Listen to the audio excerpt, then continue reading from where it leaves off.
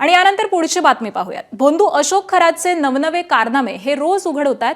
अशोक खरात केवळ 12 लाखांचं उत्पन्न दाखवून किरकोळ आयकर भरत होता असं देखील उघड झालंय। खरातची संपत्ती ही शेकडो कोटींच्या मध्ये असल्याची माहिती आहे। खरातनं विविध कंपन्या, बांधकाम प्रकल्प, हार्डवेअर व्यवसाय यातल्या जीएसटी ही बुडवल्याचा आयकर विभागाला संशय आहे। आयकर विभाग देखील खरातवरती मोठी कारवाई करण्याची आता शक्यता आहे। खरातच्या संपत्तीची चौकशी सुरू आहे। खरातच्या सीएची काल खरात समोरच चौकशी देखील करण्यात आली आहे।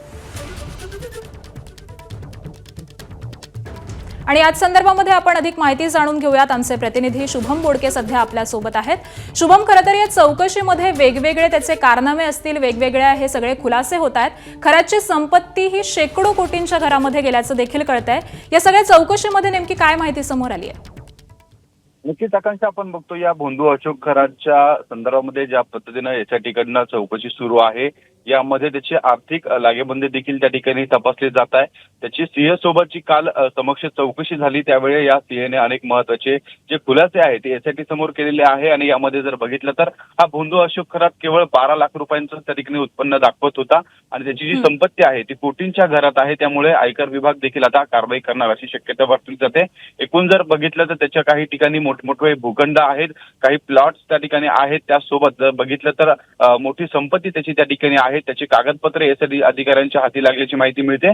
एकूण जर बघितलं तर या सगळ्या गोष्टींचा तपास करत असताना आयकर विभागाने त्याच्या सीए सोबत इतर जे त्याची संपत्तीची माहिती घेतली, त्याचे बँक व्यवहार त्या ठिकाणी तपासले, त्याच्या मोबाईल वरून जे काही त्याचा एक नवीन त्या ठिकाणी मोबाईल नंबर होता का, ज्या मोबाईल नंबरवरून त्याचे फक्त आर्थिक व्यवहार आहे ते त्या ठिकाणी केले जात होते, त्या संदर्भातली माहिती घेतली असताना ही महत्वाची माहिती खरं तर उघडकीस आलेली आहे। त्यामुळे एकूण जर पाहिलं तर या सगळ्या संदर्भामध्ये आयकर विभागाकडून देखील आता अशोक खरातवर ही मोठी कारवाई होण्याची शक्यता त्या ठिकाणी वर्तवली जाते। आकांक्षा, बरोबर आहे। त्यामुळे आता आयकर विभागाकडून काय पद्धतीची कारवाई करण्यात येते हे पाहणं महत्त्वाचं असेल। अपडेट जाणून घेऊ। तुर्तास धन्यवाद शुभम या माहितीसाठी।